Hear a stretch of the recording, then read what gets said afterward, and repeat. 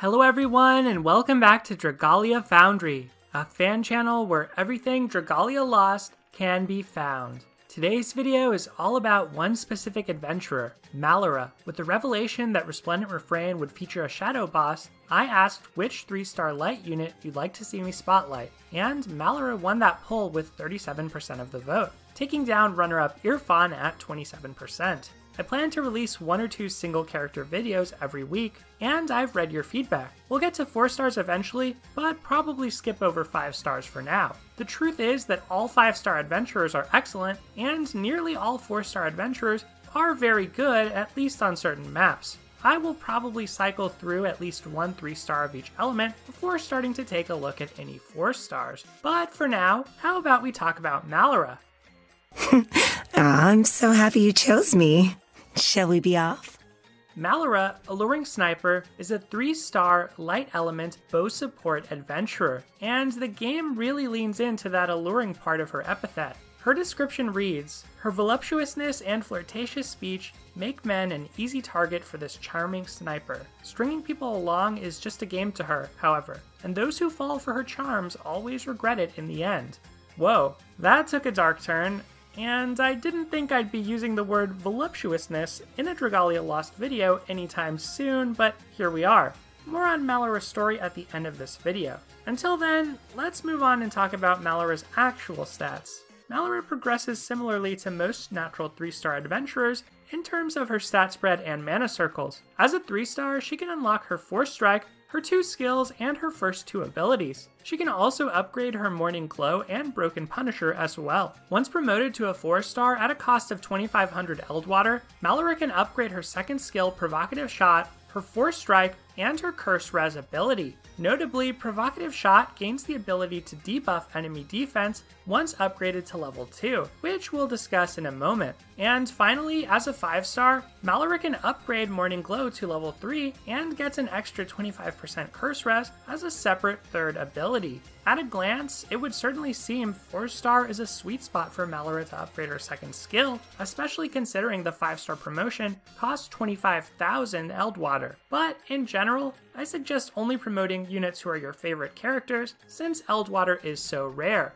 Like most 3-stars, Malora's stats are going to be a bit lower than her higher rarity counterparts. She ranks within the bottom 10 units in the game when it comes to her stat total. Even when just focusing in on the 16 current light adventurers, her strength ranks 13th and her HP ranks 12th.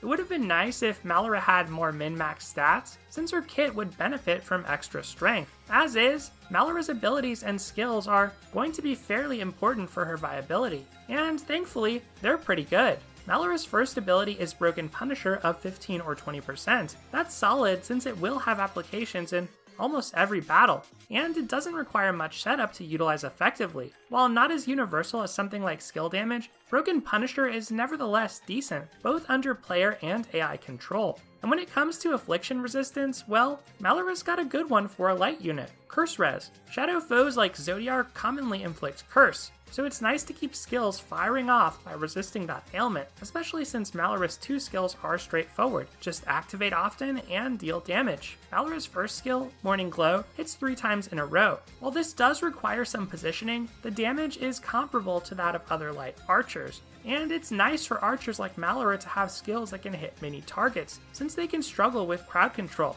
In my experience, archers' range can make the auto-targeting a bit wonky, making it hard to clear out nearby immediate threats. Malora's 2nd skill, Provocative Shot, similarly hits in a line ahead, but it also inflicts a defense debuff 80% of the time, once upgraded to level 2. Remember, this is only possible if you promote Malora to 4-star. Still, this is a nice reward for those who do love Malora and choose to invest in her. It fits her overall game plan nicely. Spam attacking skills, break a boss, then debuff its defense for massive damage. There's not a whole lot else to say about the strategy behind Malora's skill and ability set. It's a shame she's not an attack role with even more strength, but she can provide team utility once promoted with her defense debuff. She's best for facing off against shadow maps where curse is prevalent, and in that context, she'll do a pretty good job under your control or to round out a team. Now let's take a look at some gameplay in a setting I alluded to earlier, taking on Zodiark on Master difficulty. The Malora I'm using for this gameplay is maxed out for a 3-star, at level 60 with 30 mana notes unlocked. And I've brought a full team to help distract Zodiark and give Malora the space she needs to set up as an archer. She has a 5-star bow equipped which increases her own critical rate, but I do suggest a bow with an attacking skill if you have one. While that plays, I'm going to discuss build ideas for Malora, as well as the competition she faces. Malora is one of 3 light archers, the others being Luca and Ron, both of whom have higher stats than her as natural 4-stars. And while I'm unsure at the time of making this video, it's looking like the free unit from Resplendent Refrain, Elias, is going to be a light archer as well.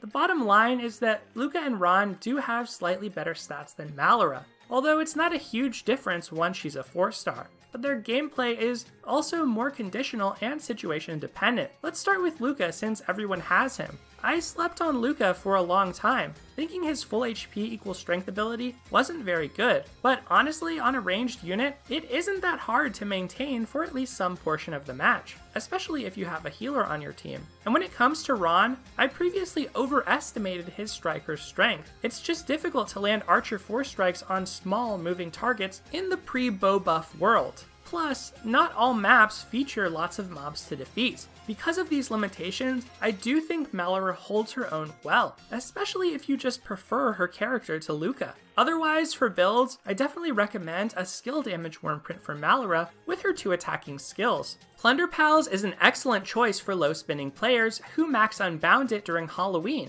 Over the longer term, something like Gale of Beauty could also be nice on Malora, however, to stack her Broken Punisher ability and give her more dragon time to wail on broken enemies. For dragons, as this video drops before the release of Cupid, I suggest Lindworm as the best offensive pick, followed by Halloween Silk, who provides more balanced stats. And speaking of Halloween, Ella Sand makes an excellent teammate for Malora, since her Gauge Accelerator will help you break foes faster, setting them up for Malora to snipe them down. Besides that, Malora loves extra skill damage from a wand unit's co-ability, so Amane and Lucretia are also nice choices, both of whom also have Broken Punisher themselves. And as you can see, it looks like the battle has ended, with a glitch, no treasure chest for me. That fight definitely threw me a curve as I was pinned in the corner by Zodiark's Venom, but I hope it also showed how quickly the boss was weakened once broken. And this is without Malora's defense debuff at 4-star as well. And well, that's about all I have to say about Malora. She has a solid kit and clear playstyle. Her stats don't serve her role as an attacker incredibly well, yet they're also good enough outside of hypotheticals like High Zodiark. If you're smitten and want to promote her to a 4-star, go ahead. Why, thank you. Well, aren't you sweet? Just remember what her description said before you succumb to her allure. Those who fall for her charms always regret it in the end. And with Luca and potentially Elias being free, you could very well find yourself in that position. Oh, that was some stone-cold rejection. Alright, and that wraps up my analysis of Malora. To close, I'm going to play her first encounter story. As fun as it is, how Malora plays off Yuden, I can't help but feel this is nothing too new as far as tropes go. Still, I know that won't quell the waifu bias. That can be an issue in selecting characters for these spotlight videos too. So I'll put some thought into how to present a variety of units. With that said, I must admit, I'm equally enraptured by Malora. Her chibi model is adorable, yet she's a lethal force all the same. It's an arrow through the heart for me, I suppose. But what do you think of Malora? Do you like her, plan to build her, or use her? I'd love to hear what you have to say in the comments below. Otherwise, thank you as always for watching, and I'll see you next time.